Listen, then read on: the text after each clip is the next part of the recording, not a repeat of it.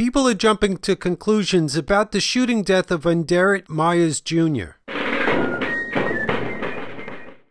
I know many people say the cops are lying, so I thought this was an important point. This is what his own lawyer was saying, and that's why I tweeted this. Myers was wearing a court-ordered ankle bracelet and was on bail for a previous gun case, his lawyer says. So you can see the link in the video description to retweet this. I think people need to put that in perspective. I'll put the link to the newspaper article where it says Myers was wearing an ankle bracelet at the time he died, a court-ordered monitoring system as a condition of bail in a gun case, according to his lawyer and police. So it's not just the police saying this. The fact that it's being reported that his own lawyer is saying that he was wearing an ankle bracelet should make people think that, you know what, maybe we don't know enough about this case to form an opinion about it and go around breaking police car windows.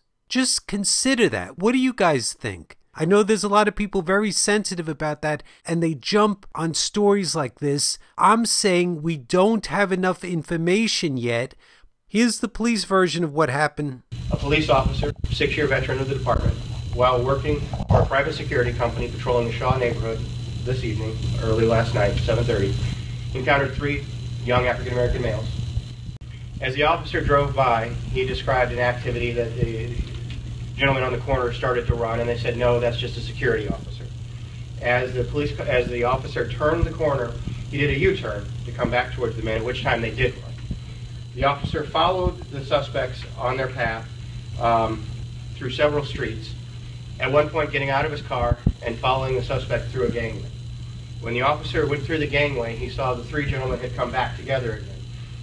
One of the gentlemen started to approach the officer in an aggressive manner. The officer was giving verbal commands, telling them to stop, telling them how to surrender, telling them that they were under arrest.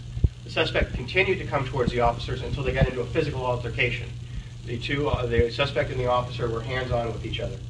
At that time, the suspect's gray hooded sweatshirt comes off, and the suspect starts to run up a hill at the address on Shaw. At that point, the officer clearly sees the suspect is armed with a gun. We recovered a 9mm Ruger from the scene.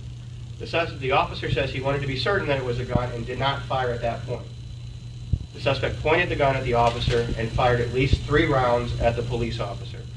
We believe this to be true because there are 3 projectiles that we recovered with trajectories going towards the officer down the hill and 1 piece of ballistic evidence located behind the officer. At that point, the officer returned fire. As the officer moved towards the suspect continued to pull the trigger on his gun. Once we recovered the gun, we learned that that gun malfunctioned and it was jammed. So even after the suspect fired 3 shots at the officer, he continued to pull that. The officer returned fire as he was being shot at.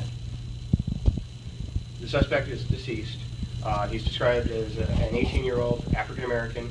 I'm saying it's too early to have these protests on a case you don't have all the facts about. I'd say let's stop and think before running around protesting and breaking cop car windows. I thought this is information you should know as far as trying to figure out actually what happened. Some people have their minds made up and are so damn stubborn they're not even open to civil discussion about this topic. I hope my viewers at least will consider this information important enough to share with others so people can make informed decisions about what happened. And wait until we get all the facts until we draw our conclusion about what happened.